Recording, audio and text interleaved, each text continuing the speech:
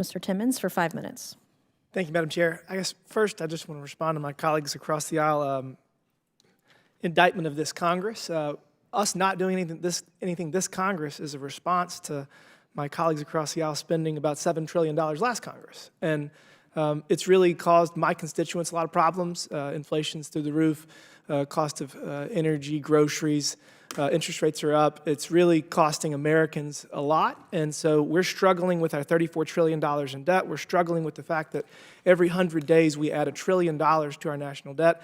And really our fiscal situation is out of control. So we're very concerned about that. And we're going to try to find a path forward that is sustainable for the American people, that will give our kids and grandkids the American dream for generations to come. But I'm very fearful that that is not going to work out. So we're going to focus on that. That said, we do need to address AI. And just because Congress is unable to address AI as quickly as we should does not give the president the right to legislate for us.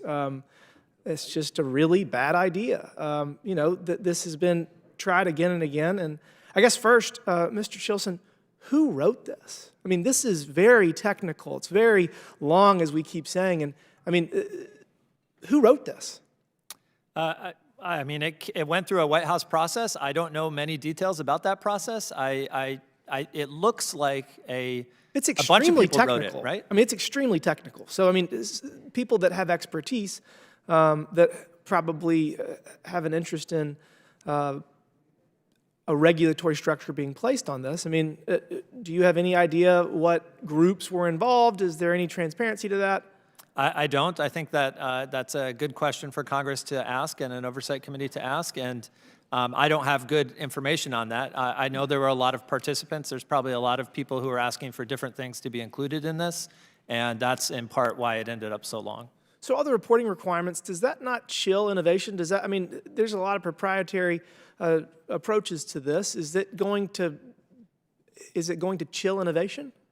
I think it could chill innovation in a couple different ways. One, companies, when they're thinking about what sensitive data that they're going to have to report to the government, they're going to have to make a trade-off. Like, are we going to grow big enough to meet the caps that put us over this reporting threshold? Or are we going to stay under that and limit ourselves artificially in order to not have to comply with these specific rules? And I think that would be to the detriment of U.S. leadership in AI. A lot of these companies are global. I mean, could they not just move their development overseas outside the jurisdiction of the U.S., or does the Defense Production Act somehow extend beyond our borders? They absolutely could move overseas, and I know that there are jurisdictions that are actively recruiting AI startups and AI companies to move to their jurisdictions, promising them less constraining regulatory environments. Dr. Lee, you used the term non-binding. You were not referencing this executive order, were you? In terms of the non-binding reference, we know that much of the content that was in the AI Bill of Rights was non-binding. It was more voluntary. And up until the executive order, as you all are aware, we really don't have any binding requirements unless the DPA is used for the test bed. It only applies to certain aspects of the EO, as we know. Okay, so my understanding is that there are criminal penalties for not abiding by the DPA, and this is under using those authorities. So would it not be a criminal offense that would result in jail and a fine should a company not apply? And I guess another question is, who would that even apply to? Would that be like the CEO? Would it be the board members of the company? Like, how does that work? So as with you, there actually has to be more clarification on how that enforcement strategy looks like. But remember, the regime of the DPA applies to only specific aspects of the EO itself. And to your question, if I may, respectfully, who wrote this was the American people, right? It was a accumulation of all these activities leading up to the actual EO itself. So I wanted to clarify because I kind of have some insight into some of the stakeholders that participated. I mean, I think some of the technical expertise of this, look, I got a master's degree in cybersecurity, and I understand this as well as anybody, and I'm reading some of this, and it requires a quantity of computing power greater than 10 to the 26 integer.